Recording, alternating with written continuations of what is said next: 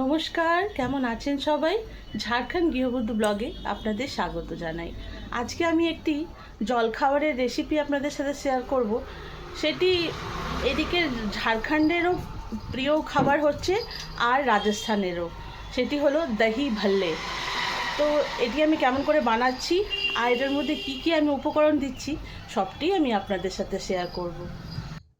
মুগ ডাল ভিজিয়ে নিয়েছিলাম রাত্রিবেলাতেই। এই যে দই, আর এটা হলো পুদিনা, ধনেপাতা, কাঁচা লঙ্কা, আর এটা আমি এর মধ্যে দিয়ে পিষে নেব। আর পেশার পর এইগুলোকে আমি রাত্রিবেলায় মুগ ডালটা ভিজিয়ে রেখে দিয়েছিলাম, ভালো করে ধুয়ে নিয়ে আমি মিক্সির বাটির মধ্যে ওটি নিয়ে নিলাম। এবার আমি ওটা পিষে নিয়ে আপনাদের দেখাবো যে আমি ওটা কেমন করে বানাচ্ছি। একটু আদাও দিতে হতো, যেটা আমি আগে বলতে ভুলে গেছি, তাই একটু আদা দিয়ে আমি ওটা আবার পিষে নিলাম। দেখুন পেষা হয়ে গেছে আমার। ওটিকে এবার একটুখানি খাবার সোডা, একটু নুন দিয়ে আমি পিষে নেব। ধনেপাতা, পুদিনা, কাঁচা লঙ্কা সব একসঙ্গে দেব, আর একটু আদাও দেব ওর মধ্যে। এবার সবগুলোকে আমি পিষে নেব ভালো করে। ওর মধ্যে দইটা যেটা আমি 1 কাপ রেখেছিলাম, সেটাও আমি ওর মধ্যে মিশিয়ে দিলাম। এবার আমি ওইগুলোকে সব একসঙ্গে করে একটুখানি পিষে নেব।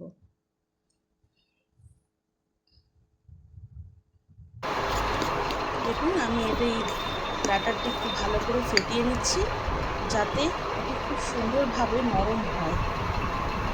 এই দেখুন বাটিতে আমি দিয়ে দেখছি যে ওটা ফুলে ওপরে উঠছে কিনা। দেখুন উঠেছে। এবার আমি এই আপে প্যান, ওটা হচ্ছে আমি নিচে একটু জল দিয়ে নিয়েছি, দিয়ে আমি আপে প্যানের মধ্যে ওই ব্যাটারগুলোকে একটু, আপে প্যানটা আমি একটু তেল দিয়ে ব্রাশ করে নিয়েছি। ভালো করে ব্রাশ করে নেওয়ার পর আমি চামচে করে একটু একটু করে ওর মধ্যে ব্যাটারটি দেব। এটি এত সুন্দর খেতে হয়, এটা আপনি শুধুও একটুখানি এই দিয়ে বিট নুন, ভাজা মশলা দিয়ে যদি এটাকে খান, সেটাও ভালো লাগে। আর আমি যেটা বানাচ্ছি দহি ভল্লে, ওটা তো অপূর্ব খেতে, যার কোনো তুলনা হয় না। তো আমি একটু একটু করে সবগুলোতে 1 চামচ 1 চামচ করে দিয়ে দিচ্ছি। আর একটুখানি তো ওটা ফুলবেও, তাই জন্য একটু জায়গা রাখছি ওটার মধ্যে, যে যেন ওটা ভালোভাবে ফুলে বাইরে না বেরিয়ে যায়।